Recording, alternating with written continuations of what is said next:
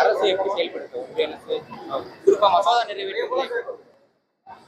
அதாவது மாநிலங்களவையில் 39 விழுக்காடும் மக்களவையில் 19 விழுக்காடும் வேலைகள் நடந்திருக்கின்றன. ஆளுங்கட்சி வெளியே வந்து சொல்லுகிற தகவல் எதிர்கட்சிகள் நாடாளுமன்ற செயல்பாடுகளுக்கு இடையூறாக இருந்தார்கள் என்று திருப்பி திருப்பி சொல்கிறார்கள். ஒரு அவை சுமூகமாக நடைபெற வேண்டும் என்றால் அதனுடைய பொறுப்பும் கடமையும் எதிர்கட்சிக்கும் இருக்கிறது, ஆளுங்கட்சிக்கும் இருக்கிறது. எதிர்கட்சிகளுக்கு என்று சில நியாயமான குறைகள் இருக்கும், கோரிக்கைகள் இருக்கும். அவ்வப்பொழுது எழுகிற மக்கள் பிரச்சனைகள் எழுப்புகிற போது அதற்கு பதில் சொல்ல வேண்டிய கடமையும் பொறுப்பும் ஆளும் தரப்புக்கு உண்டு. ஆனால் இந்த கூட்டத்தொடர் முழுவதும் டெல்லியிலே நடைபெற்ற மாணவர்கள் போராட்டம் தொடர்பாக அங்கே நடந்த தடியடி, வெள்ள குண்டுகளுக்கு பயன்படுத்தியது, இப்படிப்பட்ட பல்வேறு நிகழ்வுகள் நடந்தன. இதற்கு பின்னால் அது தொடர்பாக உள்துறை அமைச்சர் ஒரு அறிக்கை தர வேண்டும் என்று எதிர்கட்சிகள் வலியுறுத்திக் கொண்டனர். இதிலே நாட்டு மக்கள் தெரிந்து கொள்ள வேண்டியது, பிரதமரும் உள்துறை அமைச்சரும் தினந்தோறும் நாடாளுமன்ற கட்டடத்திற்கு வருவார்கள். ஆனால் நாடாளுமன்றம் நடைபெறுகிற அவைக்குள் வருவது, இந்த விசித்திரத்தை யாரும் கேள்விப்பட்டிருக்க முடியாது.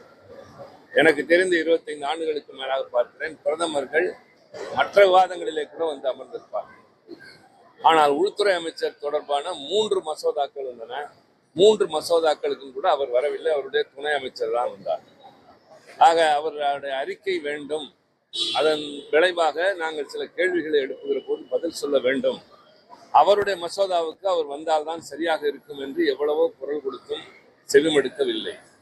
ஆகவே தொடர்ந்து எதிர்கட்சிகள், அதாவது நாங்கள் என்னதான் சுமூகமாக ஒத்துழைத்தாலும் ஒரு மசோதாவிலே நாங்கள் பேசுகிறோம் என்றால் நாங்கள் எடுத்து வைக்கிற கருத்துக்களுக்கு அவர்கள் பதில் சொல்வதே இல்லை. என்ன நாங்கள் கேள்வி கேட்டாலும் பேசினாலும் கையிலே தயாரித்து வைத்திருக்கிற அவர்களுடைய அந்த உரையினை படித்துவிட்டு தான் செல்கிறார்களே தவிர கேட்ட நியாயமான கேள்விகளுக்கு பதிலும் சொல்வதில்லை. குறிப்பாக இன்றைக்கு மாநிலங்களவையில் மக்களவையில் நிறைவேறி வந்த மைன்ஸ் அண்ட் மினரல்ஸ் என்கிற முக்கியமான தாதுக்கள், சுரங்கங்கள் தொடர்பான ஒரு மசோதா. நிலம் என்று சொல்வது லேண்ட் என்று சொல்லப்படுகிற அதிகாரம் அரசியல் சட்டத்திலே மாநிலங்களின் கரங்களிலே இருக்கின்றது.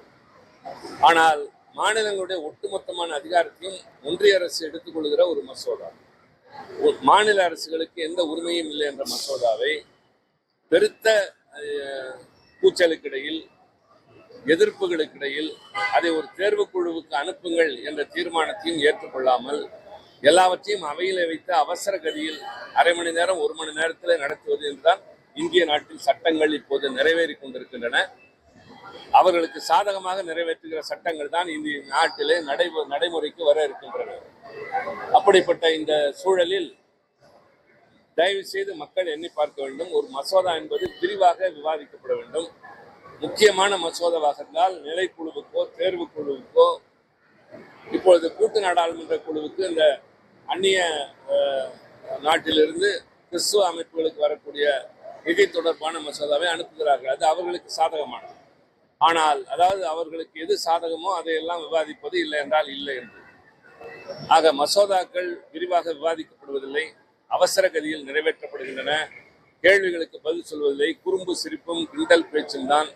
வெளியே வந்து எங்கள் மீது பழி சுமத்துவதும், ஊர் மக்கள் எங்களை பார்த்து பொதுவாக பார்க்கிறவர்கள் என்ன இப்படி நாடாளுமன்றம் நடக்கிறது, நீங்கள் தான் இதெல்லாம் காரணமா என்கிற போது சங்கடமாக இருக்கிறது. ஆக இதற்கெல்லாம் ஆளுங்கட்சி பொறுப்பேற்க வேண்டும் என்று சொன்னாலும் கேட்பதில்லை.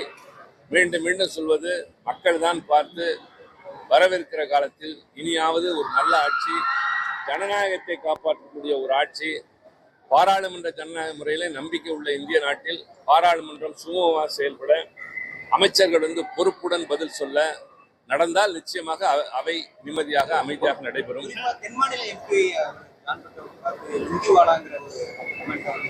அதற்கு பின்னர் வருத்தம் தெரிவித்து விட்டார்கள். அதை நாங்கள் இந்த தமிழ்நாடு, கேரளா, கர்நாடகா போன்ற பல மாநிலங்களிலிருந்து அதற்கு எதிர்ப்பு தெரிவித்த போது அது எதேச்சையாக வந்தது. யாரையும் புண்படுத்த வேண்டும் என்ற நோக்கத்தில் இல்லை என்று சொல்லி அதற்கு தொடர்புடையவர் அதற்கு தன்னுடைய வருத்தத்தை தெரிவித்துவிட்டார். அதனால் அந்த பிரச்சனையை அத்தோடு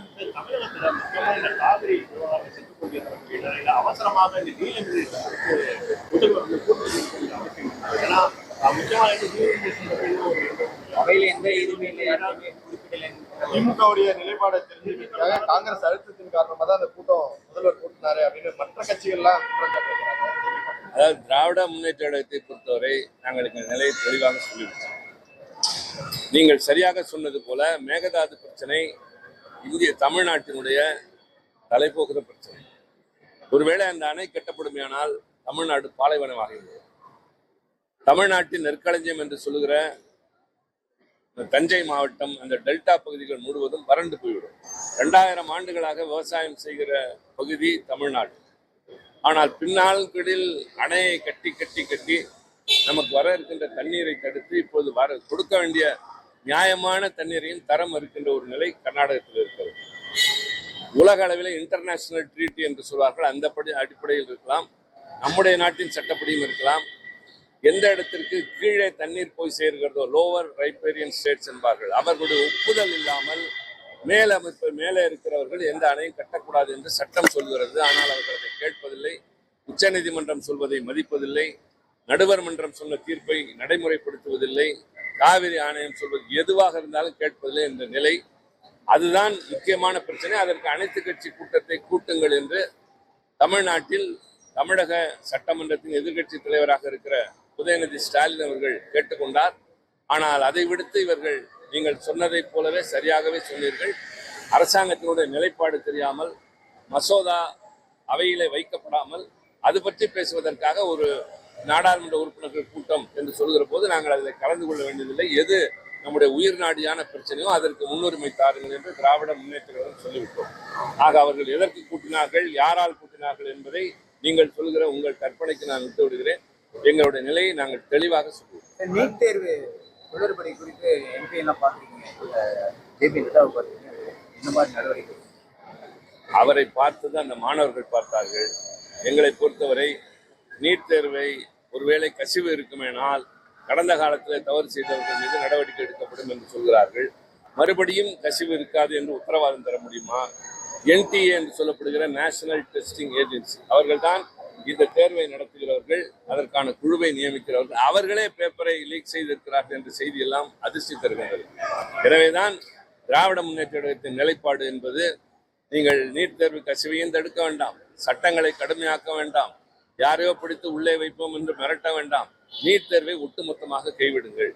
12வது வகுப்பு வரை ஒரு குழந்தை படித்த படிப்பின் மதிப்பெண்களை தூக்கி குப்பையிலே போட்டுவிட்டு 3 மணி நேரம் நடக்கிற தேர்விலே ஒருவருடைய தகுதியை எடை போட முடியாது. அதனால கிராமப்புற ஏழை எளிய மாணவர்கள் பாதிக்கப்படுவார்கள். 2 லட்சம் 3 லட்சம் கொடுத்து தனியார் பயிற்சிக்கு செல்லக்கூடியவர்கள் தான் நீட் தேர்வில் வெற்றி பெற முடிகிறது. தனியார் மருத்துவக் கல்லூரிக்கு போகிறவர்கள் கோடிக்கணக்கில் கொட்ட வேண்டிய நிலை. எனவே இந்த தேர்வை ஒழித்தால் முன்பிருந்த அளவிற்கு 69 விழுக்காடு சாதாரணமான வீட்டு மக்கள் பிள்ளைகள் டாக்டர் ஆனார்கள். அதைத்தான் எங்களுடைய நிலைப்பாடாக நான் நாடாளுமன்றத்தில் பேசுகிற போதும் அதைத்தான் குறிப்பிட்டேன். நீட் தேர்வு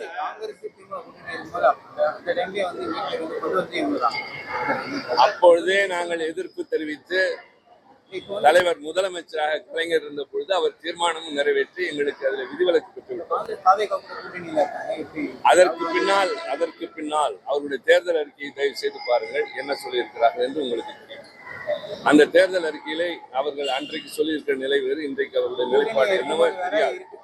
ஆனால் எங்களை பொறுத்தவரை தொடக்க காலத்திலிருந்து எதிர்த்து கொண்டிருந்தோம். தமிழ்நாடு சட்டப்பேரவையிலே அதிமுக ஆளுங்கட்சியாக இருக்கிற போது அந்த தீர்மானத்தை ஆதரித்திருக்கிறோம். நாங்கள் சட்டம் மசோதாவை நிறைவேற்றி ஆளுநர் கையெழுத்திடாமல் குடியரசுத் தலைவரிடம் கிடப்பில் இருந்த போதும் போராடி கொண்டிருந்தோம். மக்களிடம் கொண்டு போய் சேர்த்தோம். எல்லா வகையிலும் திராவிட முன்னேற்ற கழகம் நாடாளுமன்றத்திலும் தொடர்ந்து குரல் கொடுத்துக் கொண்டிருந்தோம்.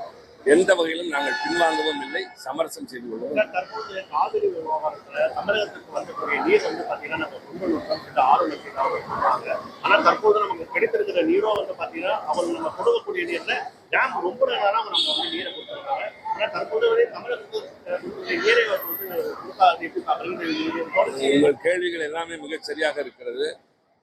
நடுவர் மன்ற தீர்ப்பு, உச்சநீதிமன்றத்தின் தீர்ப்பு அடிப்படையில் நமக்கு தர வேண்டிய தண்ணீரை கூட தரவில்லை. காவிரி என்பது அவர்களை பொறுத்தவரை தமிழ்நாட்டுக்கு ஒரு வடிகால் ஆகிவிட்டது. அதிகமாக தண்ணீர் பெருகுகிற போது திறந்து விடுகிறார்களே தவிர நமக்கு தர வேண்டிய நீரை உரிய முறையிலே பங்கிட்டுக் கொள்ள வேண்டும் என்று இல்லை. 2 நாடுகளுக்குள் பங்கிட்டுக் கொள்கிற அளவிற்கு பக்குவம் இருக்கிறது. 2 மாநிலங்களுக்குள் பகிர்ந்து கொள்கிற அணுகுமுறை இல்லை. ஒன்றிய அரசு வேடிக்கை பார்க்கிறது. எனவேதான் மேகதாது அணை கட்டுவதற்கான DPR இந்த திட்ட மதிப்பீட்டிற்கு அனுமதி தர வேண்டாம் என்பதை வலியுறுத்தி பேசியிருக்கிறோம், மனு கொடுத்திருக்கிறோம், மீண்டும் மீண்டும் நினைவுபடுத்துகிறோம். இப்ப சபாநாயகரோட தேநீர் விருந்துல வந்து கனிமொழி